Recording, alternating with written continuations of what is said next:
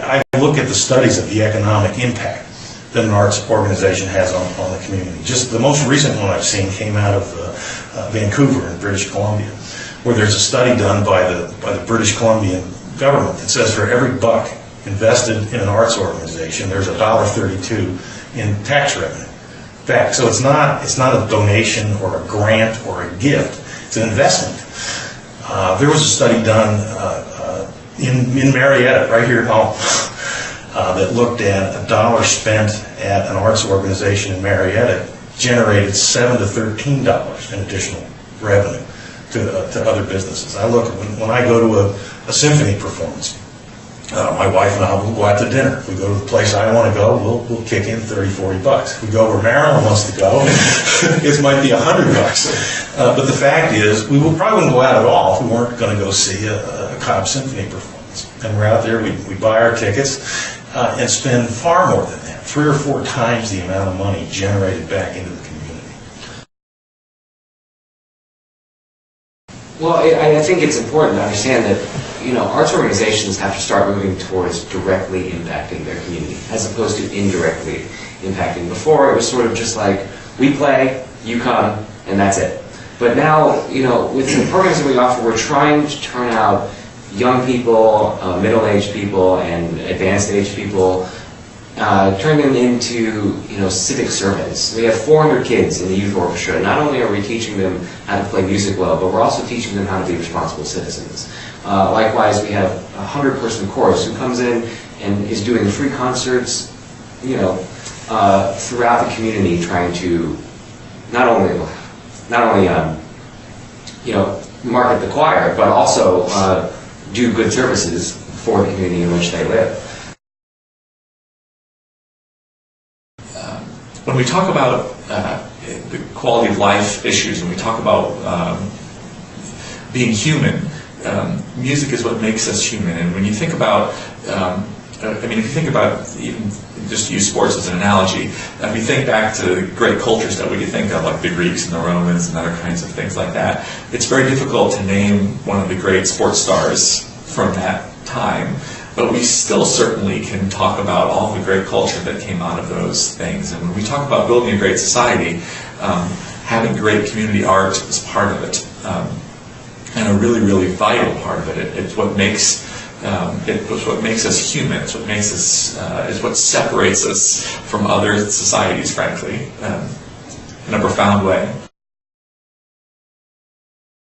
Most direct impact I see, and it always baffles me why I would question it, is the skills, particularly when you're learning music, or you're learning any art form for that matter, the skills you learn as a young child transfer into everything else you do. Those critical thinking skills, those ability to look long term, the ability to envision what the product will be at the very end rather than what it is right now. So it's getting away from instant gratification. It's teaching you discipline. It's teaching you determination. That transfer everything else you do in the business. And what a business looks for is creativity. You want an employee that's going to continually innovate everything they're involved with. And it's a natural fit from just an educational level alone.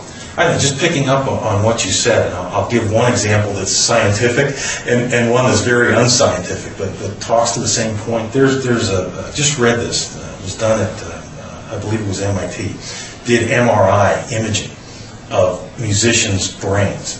And looking at the thing that stood out in the study was the focus.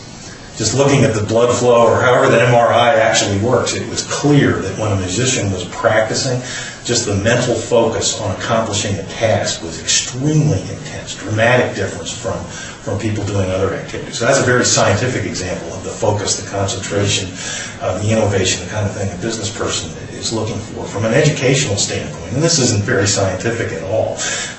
My younger daughter, frankly, struggled in school early on until the 6th grade. And then she picked up her French horn, fell in love with the thing, and has got nothing but A's ever since. Maybe 1 B, maybe 2, but it's no more than 2. So it's just a dramatic turnaround. And I remember at the time thinking, it's just this, it's the focus, it's the concentration that you get so deeply involved and just loving and passionate about what you're doing, and it spills over from the music into all the rest of your life. Well, one thing that comes to my mind immediately is the whole idea of quality of life. And all arts organizations talk about the great contribution to the quality based on their art. So there's no question the quality of our musical product truly is outstanding. And thanks to Mike for leading that effort. But it goes a lot farther than that in terms of leadership in the community for quality of life. 4 years ago, the Georgia Youth Symphony Orchestra didn't exist. Now there's 400 students participating in that. 3 years ago, the Georgia Center for the Arts did not exist. Now there's over 200 students and teachers learning music.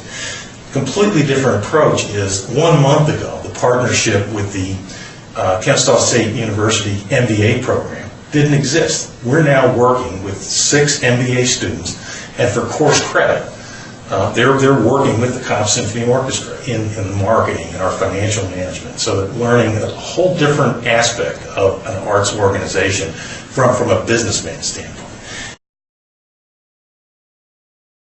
I think it's important to understand that we're not just about classical music here. Music is music, and we want to do it in all forms. And it's important to understand how big of a cultural impact music has. Like, for example, Todd, you play football in college, and when you scored a touchdown, all 2 of them, you wanted to hear what? You wanted to hear the fight song, right? That's exactly right. And if you didn't hear the fight song, everyone would be looking around and nothing would happen. You know, Todd scored a touchdown. Okay, go kick off. But, you know, that fight song kind of unites the entire stadium behind one thing, and that's the power of music, I think.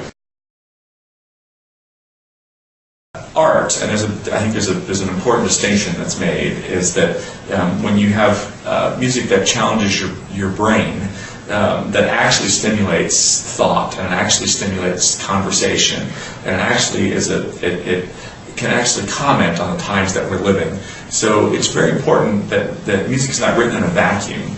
If you think about even like the 1960s, so much of what happened in the 1960s, for better or for worse, was led by music. It just has such a personal, if you watch a movie, you're affected very much by the music that you're hearing while you go to that movie. And and if you go much deeper than that, what classical music does, as opposed to popular music, which I think is really important to distinguish, is that, you know, popular music is sort of there, it encourages you not to think. It's beautiful in that regard. It's just there to allow you to sit back and relax and to sort of a flash in the pan. So if you try to think back and try to think of a number 1 hit from 3 years ago, it's hard to do because it just sort of comes and goes.